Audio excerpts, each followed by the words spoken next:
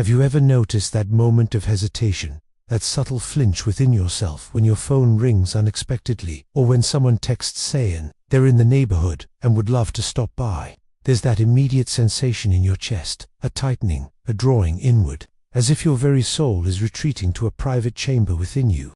You smile politely on the outside, you respond with a socially acceptable enthusiasm, but deep inside, there's a voice whispering for solitude, for protection of your energetic space. This isn't simply introversion or social anxiety, as our modern psychological frameworks might suggest. No, this is something far more profound, far more connected to your awakening consciousness. This is the natural response of a spirit that has begun to recognize the sacred boundary between your inner sanctuary and the chaotic energies of a world still sleeping. The discomfort you feel isn't something to be ashamed of or to dismiss. It's not a character flaw or a failure of compassion. That tension arises from a place of deep wisdom within you that understands something that few people discuss openly. When you begin to awaken spiritually, when you start to cultivate that delicate inner garden of consciousness, you become exquisitely sensitive to energetic intrusions. Each visitor, regardless of how much you love them, carries with them an energetic signature, a complex tapestry of thoughts, emotions, and unconscious patterns that immediately begins to interact with your own energy field. It's like having spent hours carefully tuning a musical instrument to perfect pitch, only to have someone enter the room and strike discordant notes that set everything vibrating at conflicting frequencies. I understand this feeling intimately. I recognize the guilt that often accompanies it, the voice of social conditioning that whispers, you should always be available, always welcoming, always willing to set aside your own energetic needs for others. Our culture celebrates constant connection, endless availability, and perpetual social engagement. Yet those who have touched even briefly that expanded state of awareness understand something essential. Consciousness requires space, silence, and protection to deepen, just as a seedling needs a greenhouse to develop before facing the full intensity of the elements. Your awakening consciousness requires a protected space where it can establish its roots without constant disruption. What if this natural inclination towards selective solitude isn't a rejection of others but actually an act of profound spiritual responsibility? What if, by protecting your energetic space, you're actually cultivating the very qualities that will ultimately allow you to be more genuinely present and compassionate with others? There exists a perspective where your reluctance to constantly open your door isn't selfishness, but rather the necessary foundation for authentic service.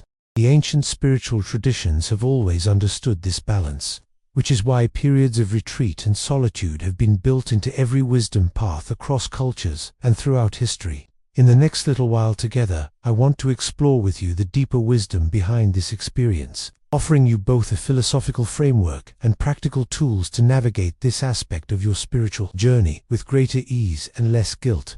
You'll discover how to create healthy, energetic boundaries without building walls, how to cultivate meaningful connections that honor your consciousness, and how to explain your needs to others in ways that don't cause unnecessary hurt.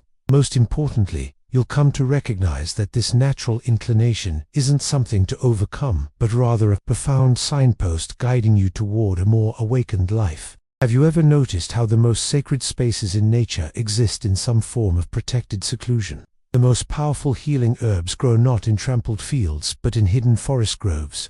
The purest springs emerge from underground sources that have been naturally filtered through layers of earth, protected from surface contamination.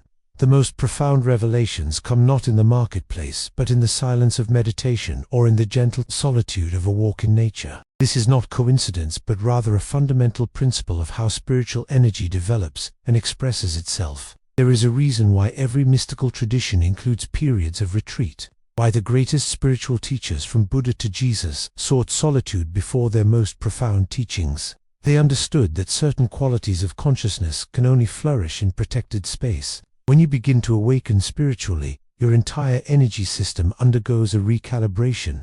The subtle body, what ancient traditions call the energetic blueprint that surrounds and interpenetrates your physical form, becomes increasingly sensitive. You begin to perceive layers of reality that previously went unnoticed. You might find yourself suddenly aware of the emotional residue someone leaves in a room, capable of sensing the unspoken tensions in a group, or affected by energetic disturbances that others seem oblivious to. This isn't imagination or hypersensitivity in the pathological sense. It's actually the natural unfolding of your multidimensional awareness. Just as someone training in music develops an ear that can detect subtle disharmonies that the untrained ear misses, your spiritual awakening attunes you to energetic dissonance that was always present but previously beyond your perception. I'd like to ask you something deeply personal, something that perhaps you've felt but rarely expressed. When was the moment you first recognized that certain interactions were depleting your energy in a way that felt different, more profound than simple social fatigue? When did you first notice that your need for solitude wasn't just personal preference but something essential to maintaining your spiritual equilibrium? If this resonates with your experience, I invite you to share below. Simply copy and paste. I first noticed my need for energetic boundaries when ... double quotes, and complete the thought. Your sharing creates a field of permission for others walking this path, helping them recognize they aren't alone in these experiences. When we bring these subtle realizations into the light of community awareness, we validate not only our own journey, but create signposts for others who might be questioning their own similar experiences without a framework to understand them. This recognition isn't about judgment or categorizing people as energetically safe or unsafe. Every human being carries their own complex energy field, shaped by their experiences, beliefs, unhealed wounds, and level of conscious awareness. Even those we love deeply, those with the purest intentions toward us, may carry energetic patterns that interact with our field in ways that create disturbance. Think of it like this: two musical instruments can both be beautiful, can both be playing correct notes, yet when placed in the same room, certain frequencies may cause dissonance or even damage to the other instrument through the physics of resonance. This isn't about one instrument being bad and the other good, but about the natural laws of how energy interacts. The awakening consciousness begins to understand reality beyond the material dimension, recognizing that everything is, at its most fundamental level, vibration. Quantum physics has confirmed what ancient spiritual traditions have taught for millennia. Solid matter is an illusion created by our limited sensory perception. What appears solid is actually mostly empty space with energy patterns moving at specific frequencies. Your thoughts, emotions, and level of consciousness all affect this vibrational field. When you enter a meditative state or engage in spiritual practices, you're essentially harmonizing your energetic frequency, creating coherence in your field. This coherence feels peaceful, expansive, and clarifying. It allows you to access higher states of awareness and deeper wisdom. When someone enters your physical space, it's not just their physical presence you're experiencing. Their energetic field immediately begins to interact with yours through principles similar to what physicists call entrainment, where oscillating systems influence each other.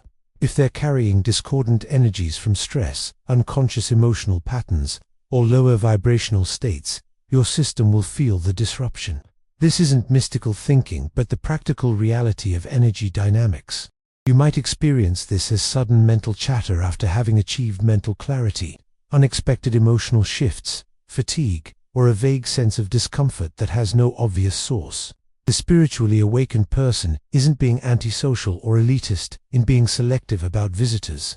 They're practicing discernment and energetic self-care, just as you wouldn't drink from a contaminated water source. No matter how thirsty you might be, the awakening consciousness naturally seeks to protect itself from energetic contamination. This isn't fear-based isolation, but wisdom-based discernment. There's a profound difference between fearful withdrawal from life and conscious selection of energetic influences. One contracts your field and limits your growth. The other creates the conditions for expansion and deeper awakening.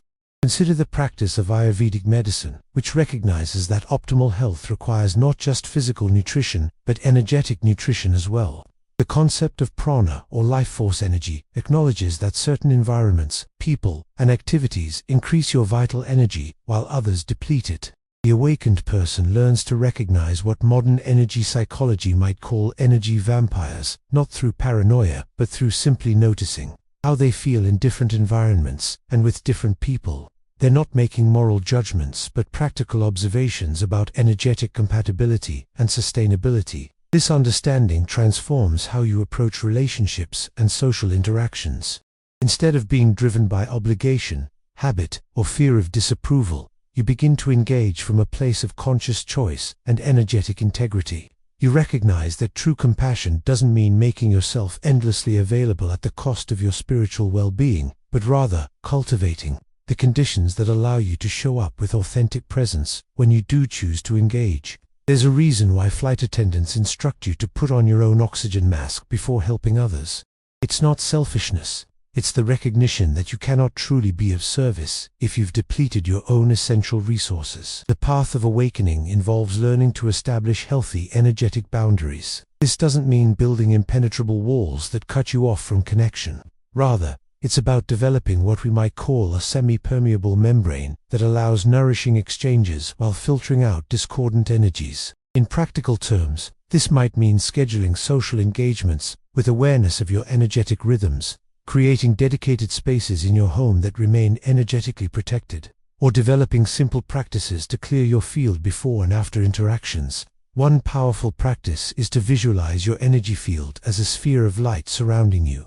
Before meeting with others, especially in situations you anticipate might be energetically challenging, take a moment to strengthen this field through intention and breath. Imagine it becoming more defined, more resilient, while still remaining permeable to positive exchanges. This isn't about fear or protection from harm, but about maintaining your energetic integrity. After interactions, practices like salt baths, smudging with sage, sound clearing with bells or singing bowls, or simply spending time in nature can help reset your field to its natural harmonious state. Communication becomes essential in navigating this aspect of awakening. Those close to you may not understand your growing need for solitude or your selectivity about social engagements. Without a framework of energetic awareness, they may interpret your boundaries as rejection or judgment.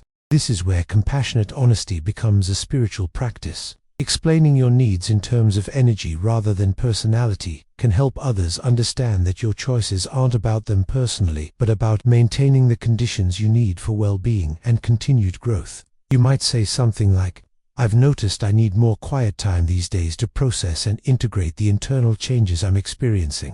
It's not about not wanting to see you, but about making sure I can be fully present when we do spend time together." Or, "I'm working with some sensitive, energetic practices right now that require me to be more intentional about my environment and interactions. I'd love to connect when I've completed this particular phase of the work." Most people can respect boundaries that are clearly and kindly communicated, even if they don't fully understand the energetic principles behind them. The spiritual path always involves balance. While protecting your energetic space is essential, equally important is avoiding the trap of isolation or spiritual elitism. The ultimate purpose of spiritual awakening isn't to separate yourself from humanity, but to develop the capacity to be fully present with others from a place of centered awareness. The temporary retreat is in service of more authentic engagement, not an end in itself. Think of it like the in-breath and out-breath of your spiritual practice, both essential for the full expression of life. There are times to draw inward, to cultivate and protect your field, and times to extend outward, to share and connect. As your practice deepens, you'll likely find that your energetic resilience increases. What once felt overwhelming becomes manageable. You develop the ability to maintain your center even in challenging energetic environments. This doesn't mean the sensitivity diminishes, but rather that your capacity to work skillfully with it expands. You learn to recognize more quickly when you need to withdraw and restore, and you develop more effective techniques for maintaining your field in various circumstances. The ancient Vedic texts speak of the concept of spanda, the pulsation between manifestation and dissolution, between expression and withdrawal, that characterizes all of existence. From the breath of the cosmos to the beating of your heart, this rhythm is fundamental to life itself. Your need for protected space, followed by meaningful connection, is simply your personal expression of this cosmic rhythm. When you honor both aspects, you align yourself with the natural flow of existence itself. Consider the possibility that your growing discernment about visitors and social energy isn't a phase to overcome, but wisdom to integrate. What if this sensitivity is actually a gift that, when properly understood and navigated, becomes a source of deeper connection rather than isolation? The most profound spiritual teachers throughout history have modeled this balance, alternating between periods of retreat and periods of engagement with students and society. They understood that wisdom cultivated in solitude must ultimately be lived in relationship to be fully realized. The science of neuroplasticity reveals that your brain physically changes in response to your experiences and practices. When you consistently create conditions for higher states of consciousness through protecting your energetic environment, you're literally rewiring your neural pathways to support these elevated states.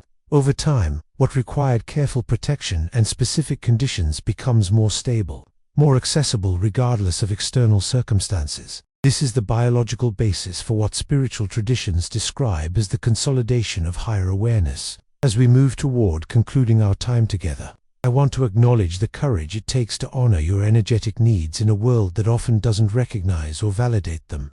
There may be times when you question yourself, when the old conditioning that equates constant availability with virtue reasserts itself, when you wonder if you're simply being selfish or antisocial.